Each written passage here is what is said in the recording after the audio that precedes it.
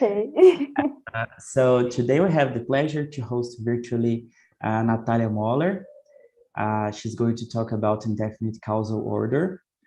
So Natália, thank you very much for accepting our invitation, and please feel free to start whenever you feel ready, okay? Thank you. Thank you very much again for the invitation, Pedro. So the title of my presentation is a bit big, but I will explain everything in detail. Indefinite causal order and the gravitational proposals and the definitions of events in perspective. Let me introduce first Twitch range. I'm not getting to pass. Twitch range of the interface of quantum physics and the graph I will refer about. To categorize that, we could think about many layers in this interface. We can consider quantum physics and the Newtonian graft in the sense that the gravitational field behind it's a classical gravitational field that's explained by Newtonian graft, or it could require general relativity. And the second one, I will divide into categories, quantum systems and classical phenomena, meaning that I'm realizing some phenomena that a classical system could perform, but for some technological reasons, I will use a quantum system. Or quantum phenomena that, of course, need quantum systems for being performed. And on the range on quantum graft, when the gravitational field is not classical, we will divide it into categories of low energies and high energies, just in the sense that very different experiments would be proposed in these two categories. In low energies, we could think about cold atoms, something more static, and high energies like particle accelerometers or the universe, such things. And it is common to think that there are no experiments in this interface. Actually, for the two first categories, we already have experiments back to the last century. If you want, in the end, I can detail it more. But for the other three categories, there are no experiments yet. And in these two situations here, 3 and 4, quantum phenomena and general relativity and quantum gravity at low energies, some prospects are increasing. So the literature, the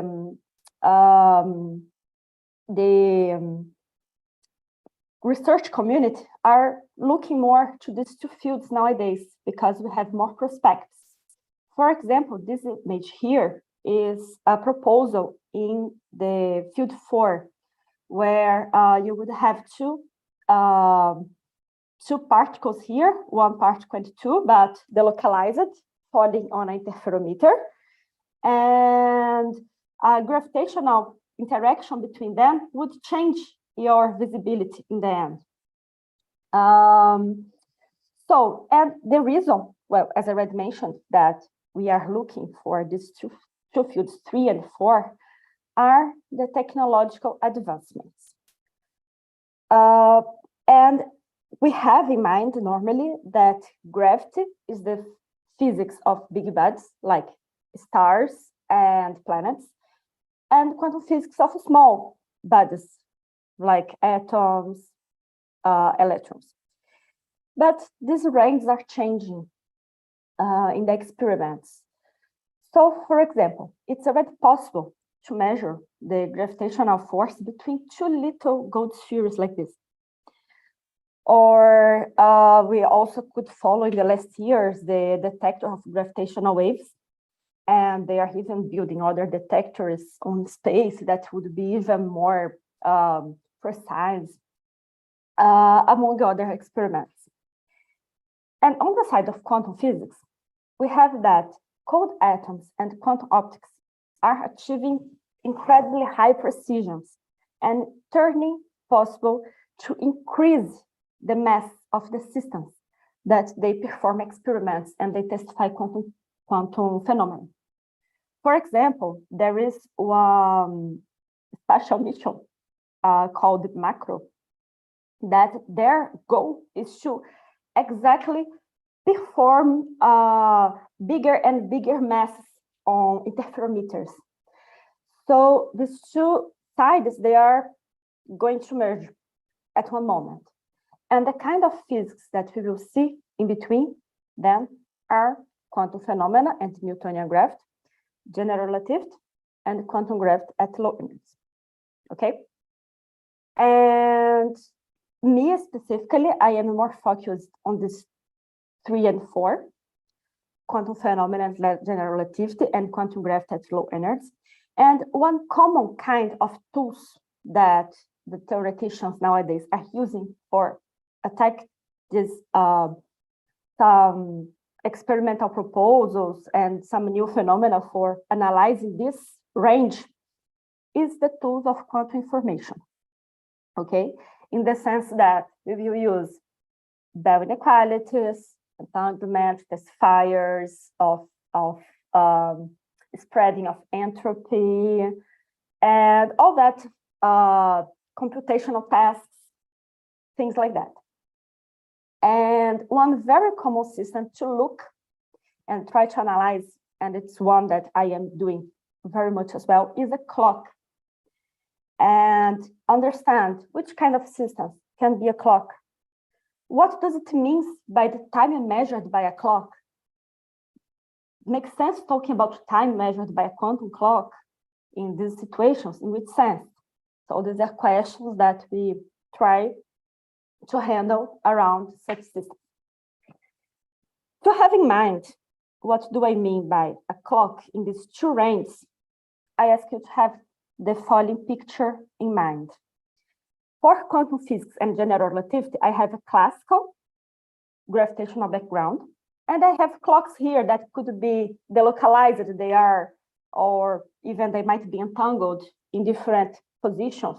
If it's on Earth, on different heights, okay?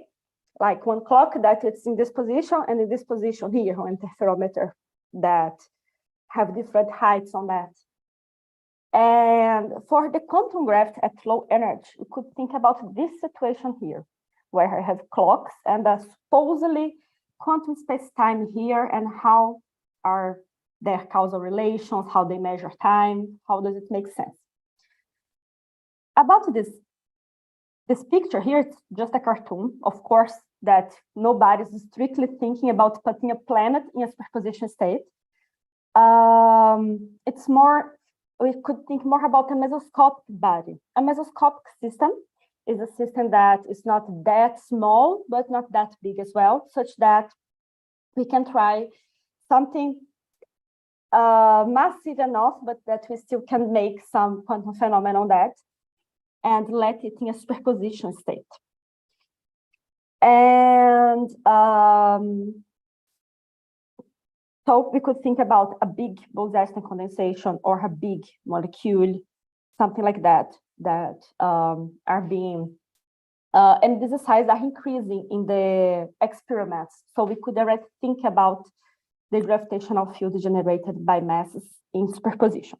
Of course, not as big as a planet. And so this is the picture. Of course, that situations could be more complicated, but this is the picture I would like you to have in mind when thinking about clocks in these two fields. And one observation here is that we use quantum information. We will use its methods to explore gravity. We will not try to use gravity to make more efficient tests. I mean, it could happen in the future, but we don't even have experiments yet. So putting gravity on the story makes everything more complicated. And the goal nowadays is to use quantum information to go to gravity and not the other way around, even though in the future, the roles could exchange. And another observation is that many of these ideas that I already mentioned, and in this field, they have already been proposed in the last century. But when you look to that, normally you have one paper here, one paper there. You don't have a field, a full community looking to that together and making a research program on that. And the reason for that is that there were no experimental prospects at that time. One nice reference is the 1957 Chapel Hill Conference that Feynman participated, and they debated very much about how is the physics generated by a mass in such situation and things like that. But these debates were there and didn't consolidate it for these reasons. Do you have any questions here? Is it fine? Are you getting to follow? I actually have, but it's me, Lucas. Can you see me? Hi, Lucas. So, thank you for accepting Pedro's invitation, by the way. Thank you for inviting me. I do have a question here that, I mean, the separate point that you put there, the massive superposition. Yes. If you wanted to explore the quantum aspect of the gravitational field, so you must have a metric that fluctuates in this sense. So my question is how to define Hilbert space? How do you define a superposition if you don't have a metric? Yeah, there are many, this is a problem indeed, and I don't have a clear answer for you, but I have some different answers. One of them, for example, is in spin-fold. I'm not a specialist in spin-fold, but this specific thing I learned that you don't have, you have a manifold, and the manifold is not quantized. It is one manifold. And what's quantized is your metric on the manifold. So when you want to define objects, you will define with respect to points on a manifold that would be well defined. And about, and so this is one point that this is a spin-fold, okay? You have many theories of quantum gravity that I don't know that they would do. Yeah, for looping quantum gravity, you are saying, no? Yes. Okay. But when we think about these situations here in the community of quantum information, sometimes in some papers it's ill-defined, okay, this is true. But also happens that we are dealing with the quantum gravity at low energy. And when you're thinking about low energy, you have less problems to define things. And there are some quantities that they would be still somehow well defined. For example, the proper time or proper distance or some other kind of symmetries. Actually, the proper time is the only one that I really searched, okay? And actually, this is one open question, which are the observables that are well defined, and people try to answer in different ways. But the proper time is one that is still is good to define. It behaves relatively well. So yeah. sorry, please keep going. Yeah. No, I mean, I need to see the math for these things. The point is that. But anyway, I think you will comment. You comment on these, no? Actually, in the work I will talk the most here is about this situation here. Okay. Because here I'm talking about the field in general, and I've been trying to work on this field as well, but I am still producing results on that. The work I have already published is in this field here, 3, okay? But okay. That's okay. I have some slides in the end that we could talk a bit about the math, but I don't think I can answer your question in the full detail because I don't know, and it's also a problem yet. So it is an important question to have it clear, and yeah. Okay, thanks. Okay, thanks for your question. Does someone else have any question? Okay, so I will keep going. I was here talking about some introduction. It is introduction about the field in general. Let me talk about now indefinite causal order and how it was motivated to appear in the literature so much, and what I have to discuss on that. So the field of indefinite causal order, the first motivation for the field, how it is nowadays, came from a paper of Lucien Hardy of 2005. And he was pointing out that general relativity and quantum theory have have features that are different. So both have conservative and radical features. General relativity as a conservative feature, it is determinist. It means that I have consistent boundary conditions. I solve the equation. I have Einstein equation. I have one single solution. While it is radical in the sense that it's no fixed causal structure. For knowing which event is in the past or the future of each other, or with a space-like separation, I have to solve the equations for knowing it after. While in quantum theory, we have a causal structure fixed in advance, but it is irreducibly probabilistic. So I don't solve an equation, I have a unique solution, I have probabilities. And he was pointing out that a theory that would be more general than both a quantum gravity theory would have both radical features. It would have no fixed causal structure in advance, and it would be irreducibly probabilistic. So his proposal was, okay, instead of dealing with quantum theory, already going through the more difficult goal, which is a quantum gravity theory, let's formulate quantum theory without a fixed causal structure. Let's remove this feature of that and see what we have. And then it would be more clear what is the problem of quantum gravity and how we can attack this, okay?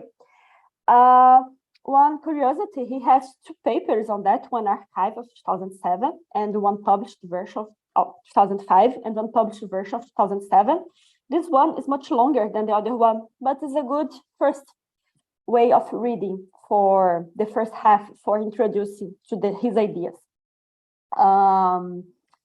And so motivated on this stuff, on these ideas, it was formulated what's called the process matrix formalism. The ideas of Hardy was a bit more general, and here is more specific in the sense that they consider that they have two laboratories here with Alice and Bob, and they suppose quantum mechanics is valid locally in each of these laboratories. And then, but here in this region in between them, something exotic could happen. But they want to analyze that without paradox, okay? And what they did was to build a framework that is a generalization of the framework of quantum mechanics, where they allow that the causal structure between these two laboratories are something exotic, but still forbidding paradoxes, like going to the past and killing yourself. And there are many different, mathematically, many different tasks that they theoretically stud, but the only one that still have some physical interpretation is called the quantum switch. And the quantum switch is the following. I have here one state that we call the target state, and it is, here I have a control state, could be both on the semi-particle or no. And then, according to the control state, if this control state is on the state 0, the target state will first goes to the laboratory B of Bob and then to Alice. And then it goes out, it will be measured by Charlie. Or if the state is 1, the vice versa. It goes first to Alice and then to Bob and then measured by Alice, or by Charlie. If this state, control state, is in a superposition, this target system will be in a superposition of these two paths. And the order, if B happened before A or A happened before B, would be indefinite as well. Okay. And there is one point that we have to measure the control qubit. If we measure the control qubit on the basis 0 or 1, I am measuring which is the path the system can. Natália, Yes. Natália, sorry. I do have another question actually. When Sure. you say before and after, what's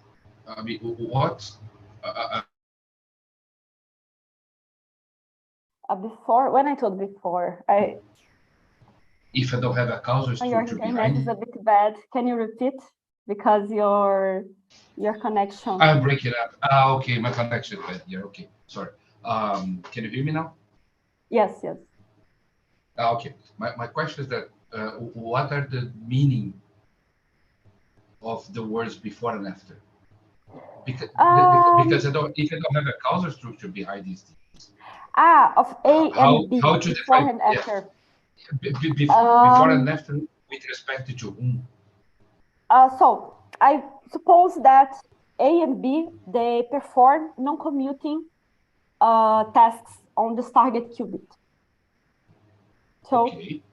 I have that BA is different of AB. Okay.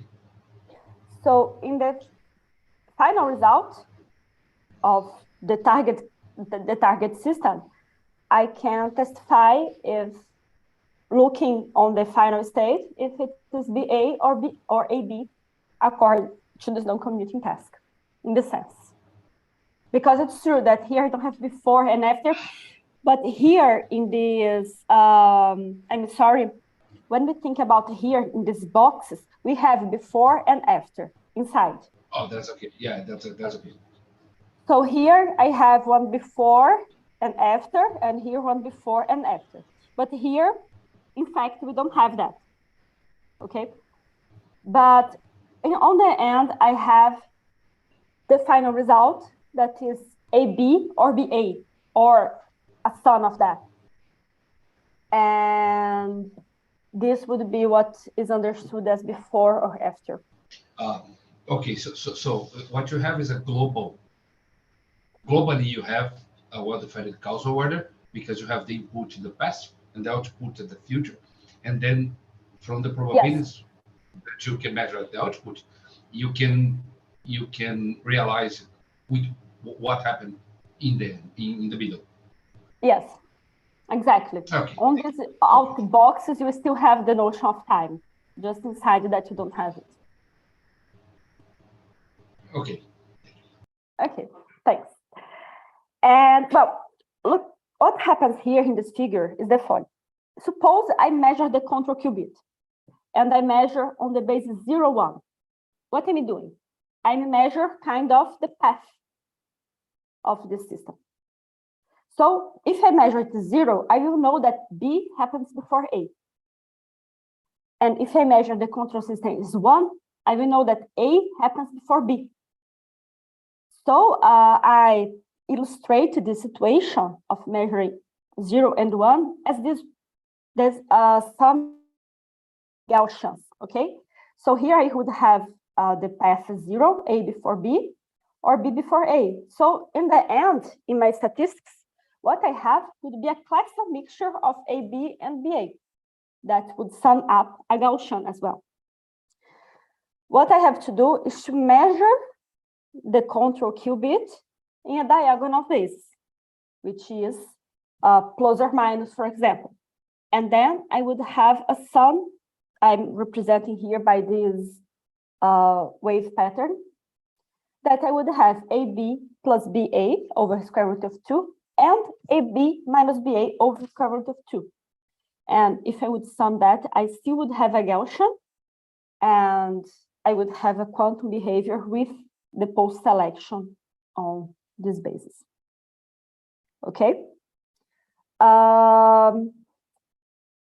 People already perform such experiments in the lab using quantum optics.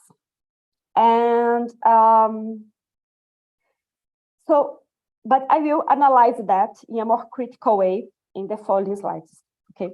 So here, what they do, they put on the target qubit a polarization, that one that they will apply the operations. And the control qubit is the path that will decide what is the operation before and after. And in this experiment here, there is this laser that goes through these wave plates for organizing the state, goes through a beam splitter that will perform two paths. One, which is this one, goes first to the operation 1, and then the operation 2. These 3 plates here represents the Alice, and these 3 plates represents the Bob. And for the second path, first they go to Bob, and then to Alice, and then they are measured. And so they will change the polarization here. They will apply operations on polarization that will happen in a given order depending on the path. There is another experiment that I think even easier to look. The target qubit is done on the spatial modes. Spatial modes is like that. The light, when you look to that in front, it will have some patterns in front. They will be like more spread like this or like this. And they will apply operations on these modes A and B here. And the control qubit is the polarization. So if your polarization is vertical, for example, you enter here. First, you have A is reflecting this other polarization here, comes back here, and then B is applied, and then it goes to C. If your polarization is vertical, first you go to B, go around, and then go to A, and then it's measured. And if your polarization is diagonal, then you go to both paths in superposition. And people claim that it is an indefinite realization of indefinite causal order, but there is a lot of discuss in the literature because of that. And why? Here, I will analyze that. I will try to be unbiased, okay? In the sense that I don't want to take any side. I just wanted to make an overview on how are the discussion and the arguments. What happens is that if you look to a diagram of space and time, you would have that the laboratory A is in 2 points of space-time, and the same as B. And the event A, as it's taught previously in the mathematical background, is not exactly one single event, it's 2 events. And here you have other 2 events. So you have 4 events in the total in this experiment. So many other authors claim that it is just a simulation of definite causal order. It's not a real or definite causal order, because you would expect to have some exotic space-time for that, and not doing that, you don't even have gravity on that.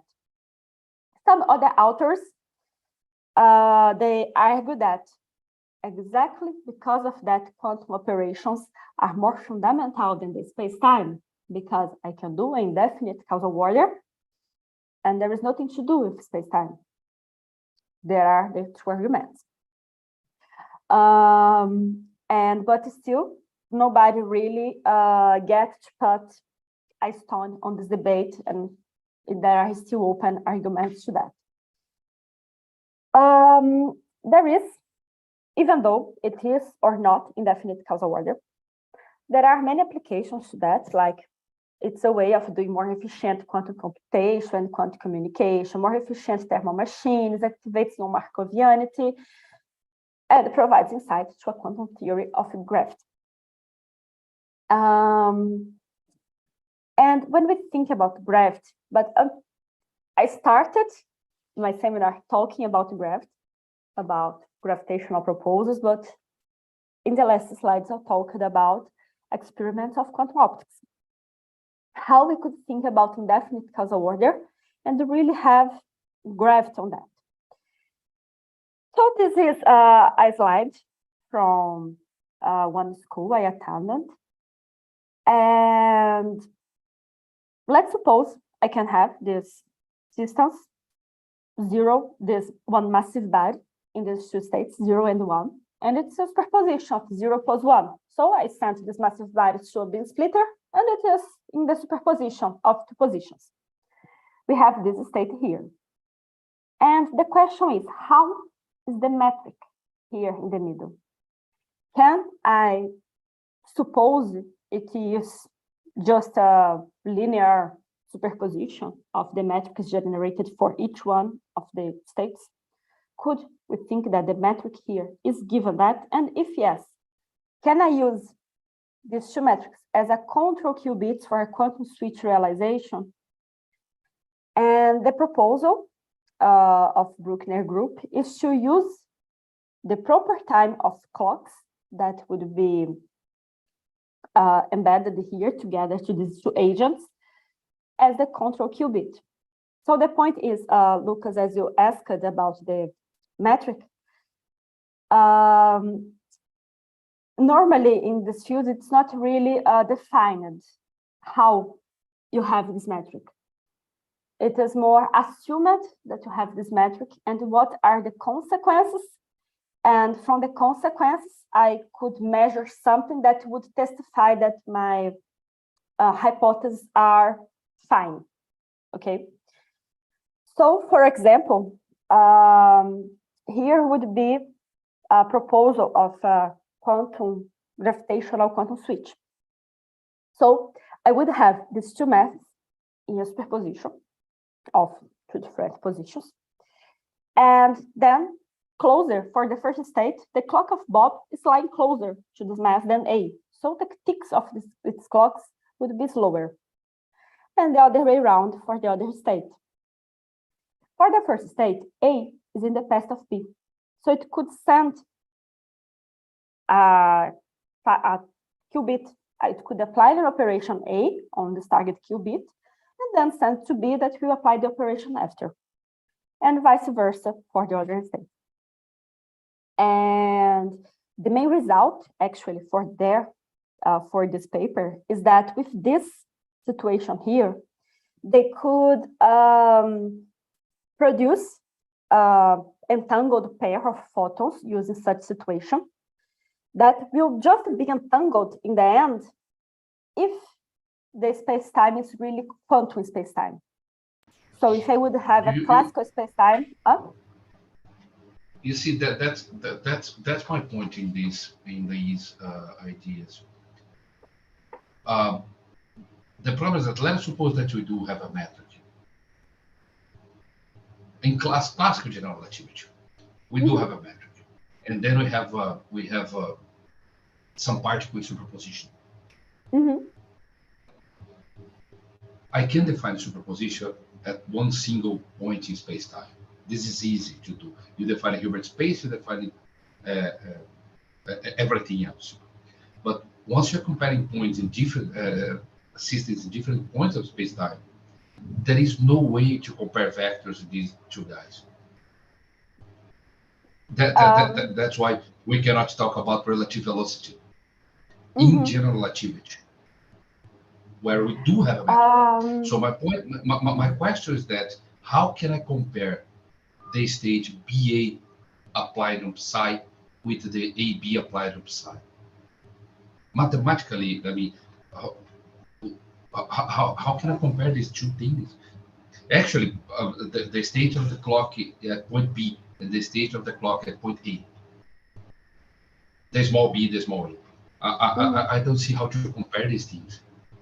How to write the status proposition. They don't go in this paper. They don't go on this problem. Actually, what they suppose is that this experiment is very with a very small system, and that in the infinite, let's say in the laboratory perspective, you would not have a quantum space-time anymore. But I super agree with you that is a big problem. No, I'm talking about classical space-time, classical GR. In classical GR, I cannot do this. Because I mean, when you put a system superposition and let the system to travel, like in interferometer, I throw a photon into a B splitter. A B splitter will split the photon into two, and then I put 0 and 1 here. So I have a superposition of 0 and 1. But as time goes on, the system goes, I mean, traveling on a background space-time. If the space-time is curved, the superposition will be destroyed. Because it depends on the path you choose. But depends on the No, curvature. Because if you do that on Earth, for example, there are experiments that maintain that fact, atoms yeah. in the superposition of different heights. I agree, because the gravitational field is extremely weak, and then the coherence will be extremely weak also. Yes, this But is why. that is. Yeah, this is why it's thought to be in a weak gravitational field for these things making sense. Yeah, I don't know. I still need to understand how to mathematically define these vectors. I still don't understand. Because My point is that I don't know how to define Hilbert space. That's my point. Okay. In this case, I really don't know. Let me go to forward, and Oh, then please, yeah, of course. and then we can, because maybe in the other examples it will be easier to start discussion. And I also have a few slides of that out of the presentation that I will show Perfect. how to define it better. Because in this, nice. Since it's not my work, this one, I don't know. I didn't go there. Sure. I understand that that's not your assumption. Yes. But it's true. It is a very important question that it's a problem indeed. But the idea is that the idea of the paper is to have a Bell inequality that will specify, like you would measure the photons far from the situation, the target systems, and there you can do a measurement. So you start with photons in separable state, and you end up with entangled photons. And you build the experiment in a situation that the only reason could be from the gravitational field. But yeah, the math is still to be better clarified. Let me remember. Well, here it is. I was just like telling that we also will have to measure the basis actually of the mass in the end. So if you measure the position of the basis, you won't have this superposition state of orders. While if you measure the basis, you put the mass in another interferometer and measure it, you would have this indefinite causal order AB and BA. Okay. And when we look to these two experiments here, there is some feeling that something's different, because here you have gravitational field, you have some like cones, etc., and here you don't have a gravitational field. And some people claim that one is a genuine quantum switch, the other is a simulation. Others tell no, both are indefinite causal order, and there is no need of a graph for the indefinite causal order. And the debate goes on. The point is, it's possible to find operationally a difference between both scenarios. There is one reference that especially on that, it doesn't finish the question, but has important points, but for the lack of time, I will not talk about this. And there is a point that this right one, it provides a test for quantum spacetime, which is what I mentioned in the previous slide. And it is more about using the indefinite causal order for testifying a quantum spacetime, and not for doing definite causal order. And there is still the open question on whether one is true and whether one is a simulation. A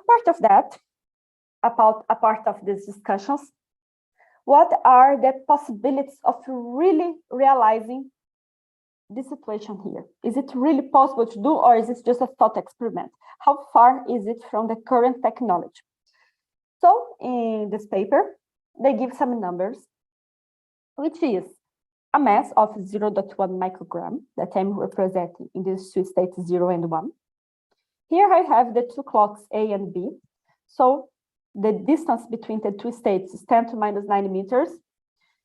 The distance from A to this mass is 10 to minus 50 meters, which is very realistic, but let's go on. And so I have here a qubit, and they engineer the protocol such that you can do that first. If you have the state 1, A will apply an operation, and after B, and vice versa for the other state. But for doing this protocol, you would have to maintain the clocks for what time, for generating the time dilation between them. And you would have to maintain the clocks in a superposition state of 10 hours, which, I mean, the numbers here are already non-realistic and the time is also non-realistic, but it's still better than Planck scale. Okay, but now I will talk a bit about my contributions. That instead, I'm using here the same situations, but instead of maintaining the clocks standing, okay, I will let the clocks standing for a while, and then I will put them closer to each other. Well, and if 10 to minus 50 meters is reasonable here, it might be reasonable here as well. And after putting the clocks closer to each other, I exchange the target qubit in the same rules as we did in the other example. We would be able to do that in milliseconds. So we get a lot of orders of magnitude. Well, of course, I tried to change a little these numbers to find something reasonable. It's still not in the current technology, but it's very far from Planck scale, and it's more, let's say, more possible to visualize some realization in some future. But this is the situation I talked until now, where you have the localized mass and the clocks in the middle. But I could think about another situation where I have a classical spacetime and the localized clocks. Or I could also think before the difference, there are two differences of them.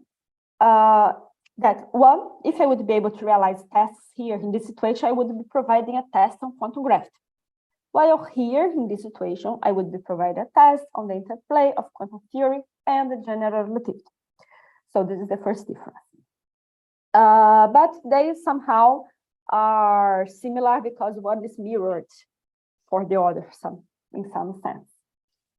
And there's a third situation that I also have results on that, which we consider a simulation of these situations where we have entangled clocks with different accelerations. So I have a Minkowski spacetime and different accelerations, turning out to be possible, easier to simulate these phenomena. Here I am talking about entangled clocks, but if you would go to my papers carefully, mainly in the middle one, I explore more this situation as one clock in a fixed position and the other two in a superposition state. But this is just a technicality. And here for the seminar, I will think about the clocks entangled. And I would like, for matter of time, I will not be able to talk much about this work. I will focus on this paper here, these results here. This paper were done in collaboration with Bruna Sado and Nelson Yokomizo. Bruna is a master's student and Nelson is professor in UFMG in Minas Gerais. And our goal in this project here was to show that we can use the gravity of Earth for realizing an indefinite causal order. Let's see how. So what we want to do is to perform the same task that is performed here, but with the situation, okay? Given the respective difference. But we want to try to really see if there is something possible to really use the gravity that's here for us. Just to remind, here we have some time delay in between the clocks, right? And we want to share A to B and B to A. For if we would perform this task on the gravity of Earth, maintaining the clocks in the same position all the time. So I have one state where the black clock's up and the white one's down, plus the white clock up and the black one down. And I share a target qubit where they will realize operations in their respective proper times. This operation would take approximately 1 year. Then it's not something reasonable.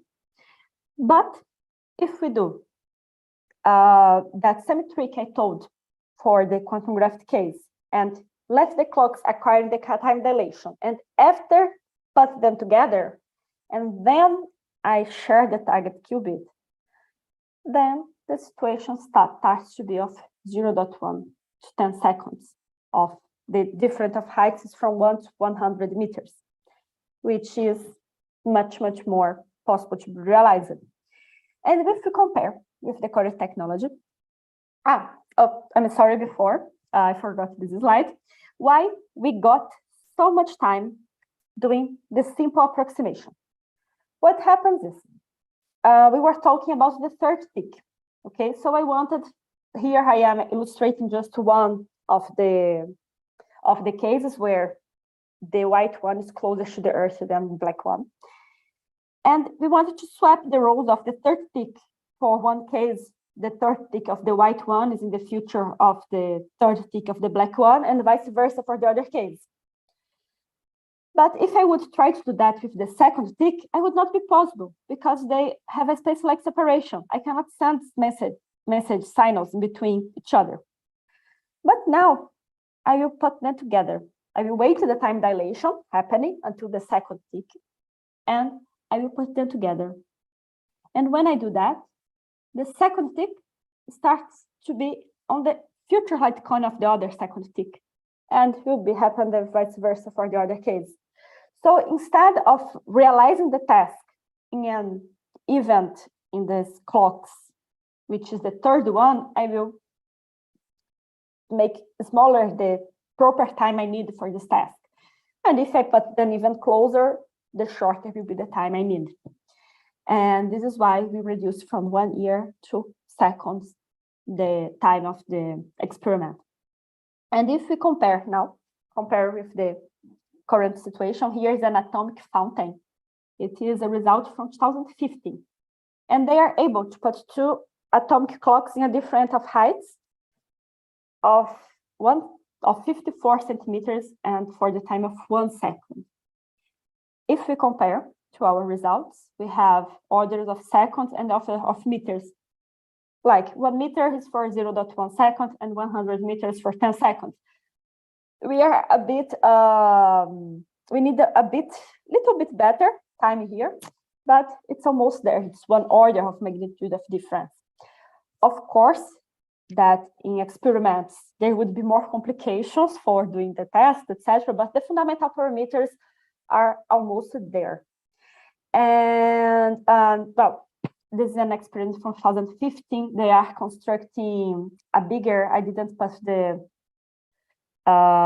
reference here, but there is another atomic fountain being built in Hanover in Germany that will be even bigger than this one and be even more precise. So maybe with this new one, it would achieve the parameters we need for doing the experiment. And reminding, regardless if it is indefinite causal order or a simulation, it provides a test on the interplay of quantum theory and general relativity, because I use proper time generated by the gravitational field, and we using quantum systems and quantum time. But we still have the question, is it really a quantum switch or just a simulation? In the sense that I'm talking about 2 events for each clocks, or I'm talking about 4 events, okay? Is it somehow another simulation in the same sense people claim is the optical clocks, optical table experiment, or because it uses gravity, it's more genuine, or no, everything is genuine and whatever, okay? The reason for there are one basic reason for one debate that is endless debate, that Before I continue, there are some questions until now. Okay, I'm almost in the end. So I will compare these three cases here. We have the optical table experiment, the one on the gravity of Earth, and the quantum gravity one. The interpretation, if it is a genuine quantum switch or a simulation, in talking that in a bit in an informal way, but in the sense that it's 2 events or it's 4 events. It's related to the definition of event. So let me do a summary. For example, if I suppose I will consider I am very, very conservative on general relativity. The definition of event must correspond to only one point on manifold. I cannot have more points on manifold, just one. In this case, the quantum switch optical table and the gravity of Earth would be a simulation because the operation A and the operation B happens in different places. So it would be 4 operations, but 2 are equal to other 2.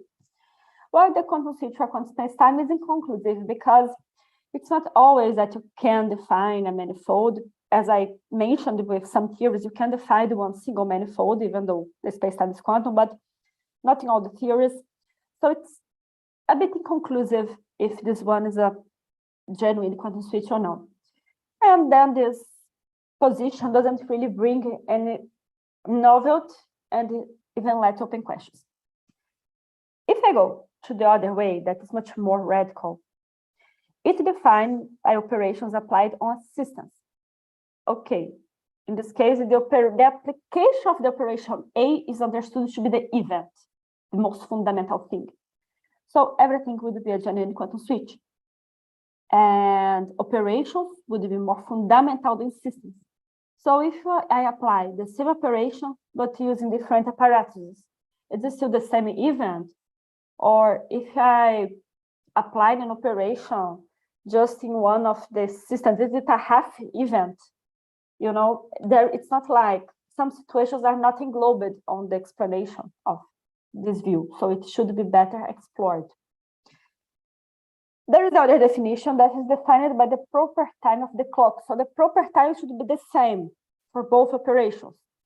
And this is motivated because the proper time is some observable. So for comparing both breaks of the superposition should be the same for being understood at the same event.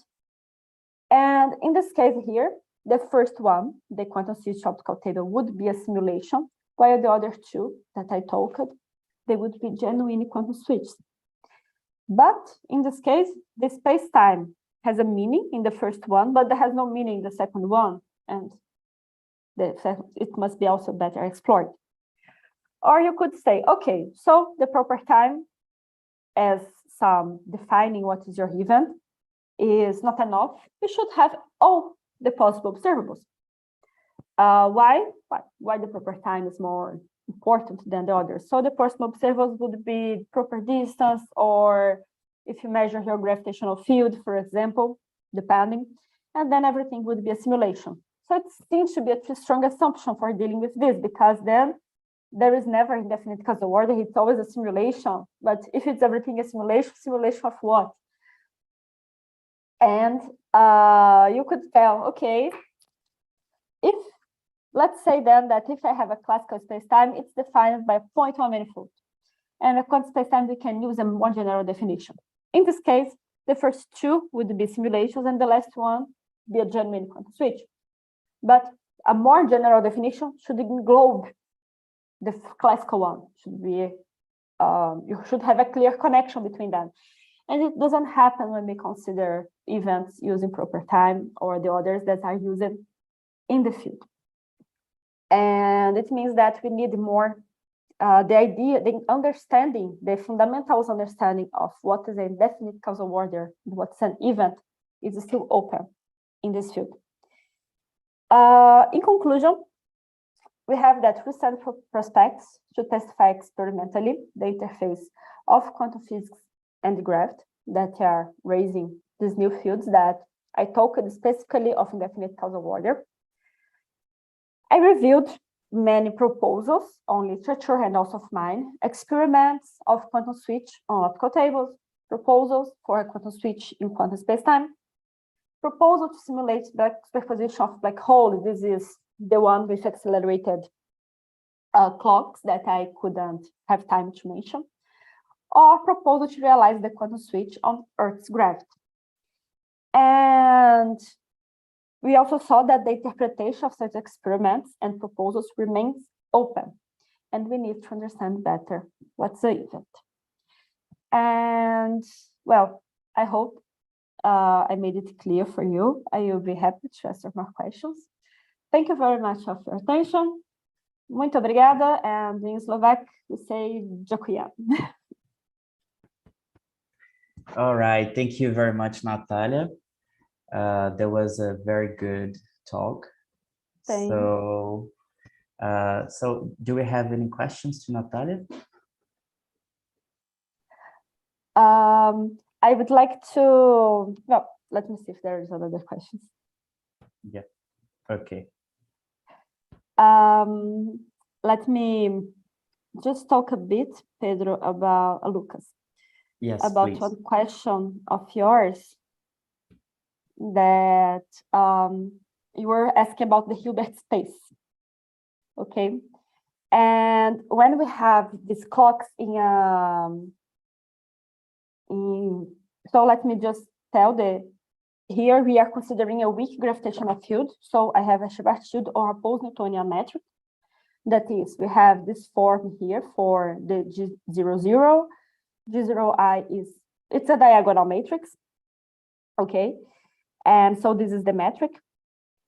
And it's possible for this weak gravity to decouple the internal and the external Hamiltonian. So here I am thinking about a clock on classical spacetime, okay, but it is extended to the quantum one. So I have these two Hilbert spaces here. This one would be the center of mass of the clock, and here the internal one. And I need to consider the weak gravity because I want that the clock, the whole body, is experiencing the same gravitational field. It cannot be difference between the top of the clock and the down of the clock. And here, well, this is one thing from Madalena's thesis, okay? So here we have the Hamiltonian, which is for developing this Hamiltonian, there are some assumptions, but in the end, this is the Hamiltonian. It's possible to write. We have the Hamiltonian of the center of mass, the internal Hamiltonian times this term here, where you have the gravitational field and the momentum space. And this can be understood as the Hamiltonian of the center of mass plus the derivative of the proper time according to some external observable times the internal Hamiltonian. And when we bring it, time dilation to the relativistic velocity and time dilation to the gravitational field. And when we bring this to treating the whole wave function, we taking it as a generator of time translations. So I have here the wave function of my full clock. And it will be this exponential of this integral over some path this clock is performing. And the Hamiltonian of the center of mass and the Hamiltonian derived in the previous section, while the tau dot is this term here that we can separate this integral into two integrals, the integral on time of the Hamiltonian of the center of mass, and the Hamiltonian, the internal degrees of freedom, times the proper time, the infinitesimal proper time. Well, when I wrote here Hamiltonian of the center of mass, of course, I have one hidden external product here. And the same here for the internal Hamiltonian. And then I can separate in the sense that here X is the state of the center of mass and psi is the internal Hamiltonian.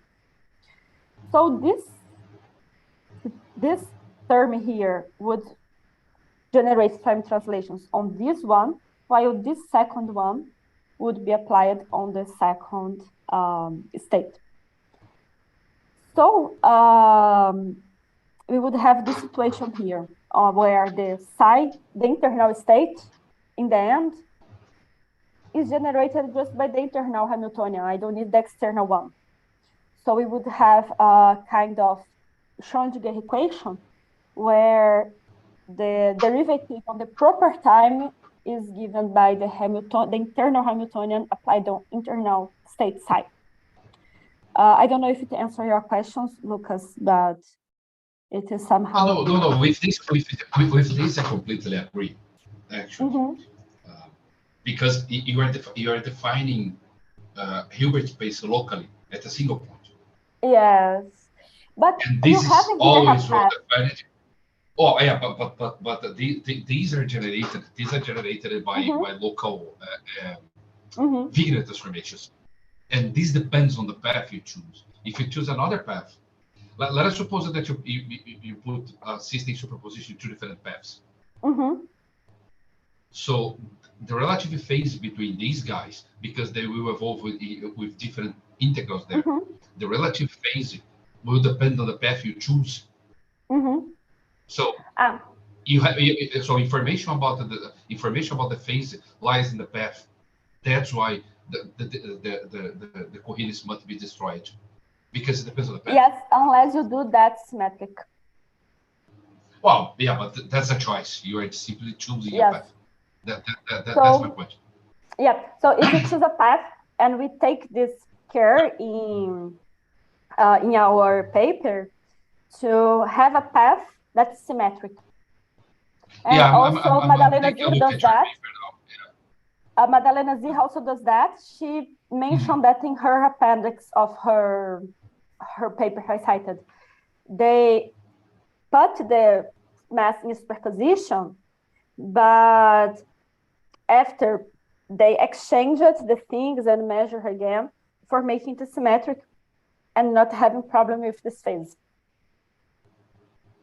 Yeah, that's and avoiding the decoherence. That's too straight. Yeah, that's too straight for me. Because then you would not have problems with this phase.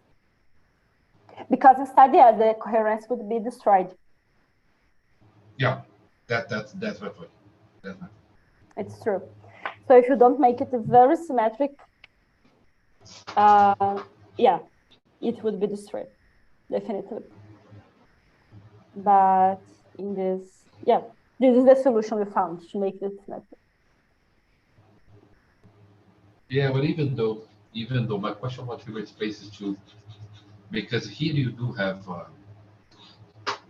I mean, you're comparing points in different, you're comparing systems in different points of space-time. So let us do that you choose the paths carefully.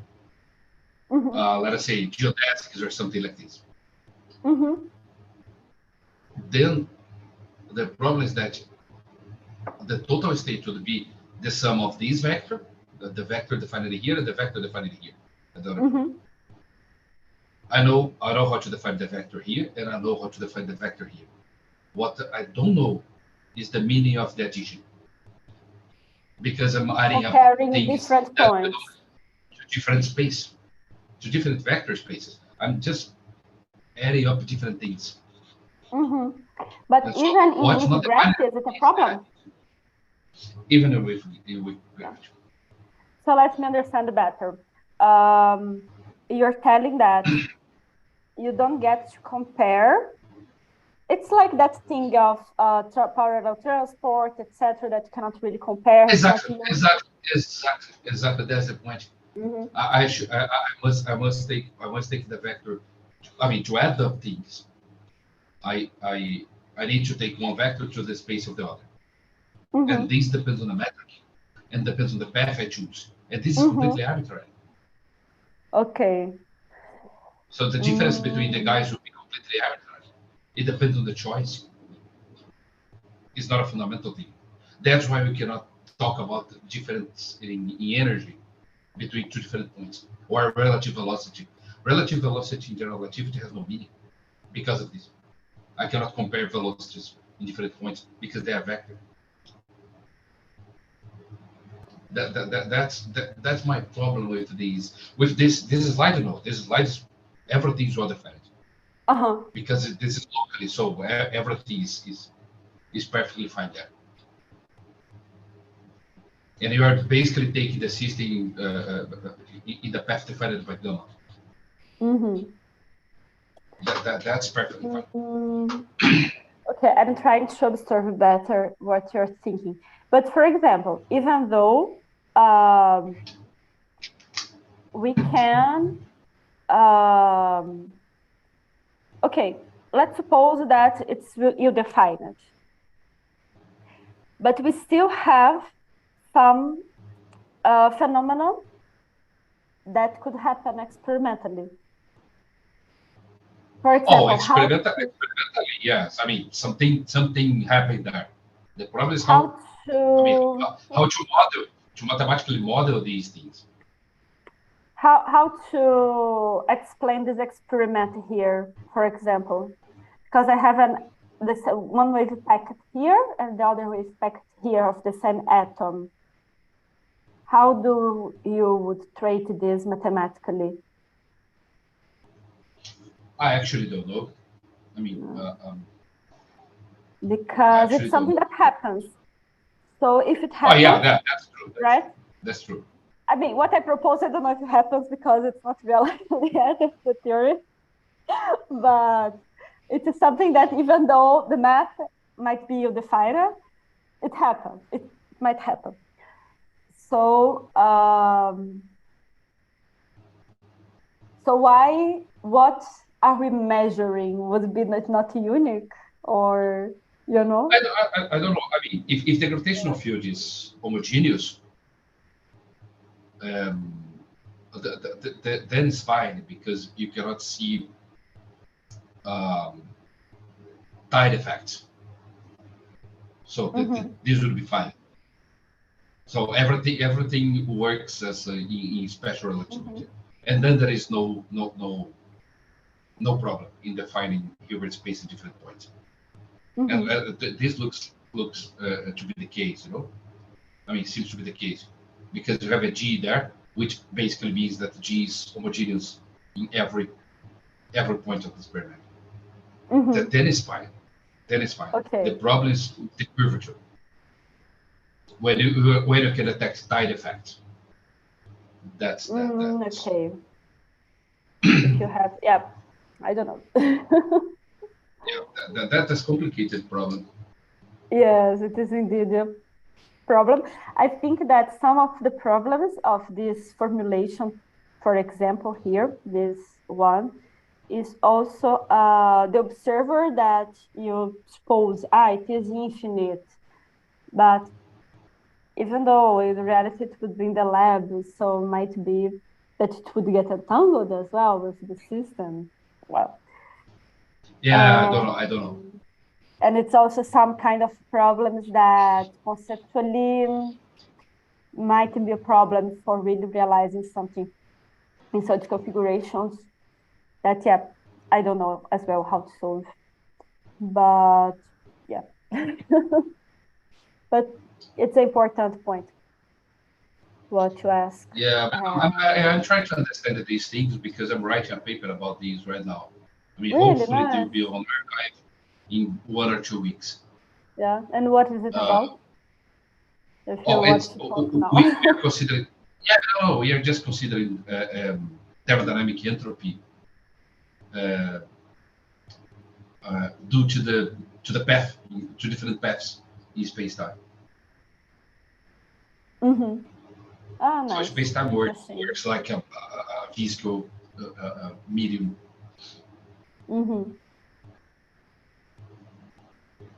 So you're trying to understand these tools. Yep. Sorry, I just want to say that I updated the settings on YouTube. So now I see that there are 2 people watching us on YouTube. So maybe you will have to reload the page in order for the chat to appear to you. Okay, so that's it. But please continue. Do we have any more questions?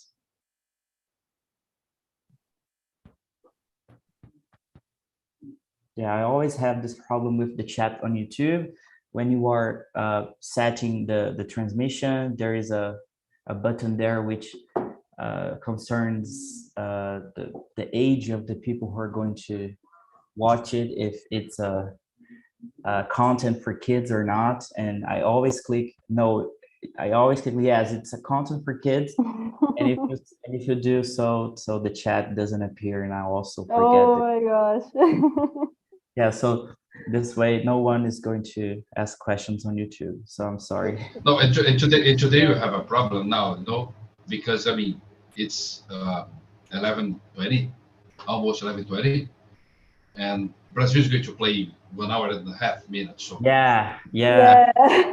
everybody is going home now, or to the bar. I finally met the Brazilians here in Slovak last week. Right, we're sharing our neurons. Yeah. Thinking about the Okay. game. Yeah. Okay. All right, so since we don't have any more questions, you guys, if you have any questions, so you guys can write a job to Natalia. You can send her an email. So Natalia, thank you very much again for accepting our invitation. It was really, really interesting. I'll also think more about these things, and if I have any questions, I'll write to you, okay? Thank you very much. Any questions would be very welcome anytime. Yeah. And thank you again Natalia. for the invitation. Yeah, actually, this was the last talk of this year, I think. So I also want to say thank you guys for being here every 2 weeks with us. So thank you very much, and that's it. Yeah. Thank you very much, you guys. Thank you, Natalia. Okay, thank you all.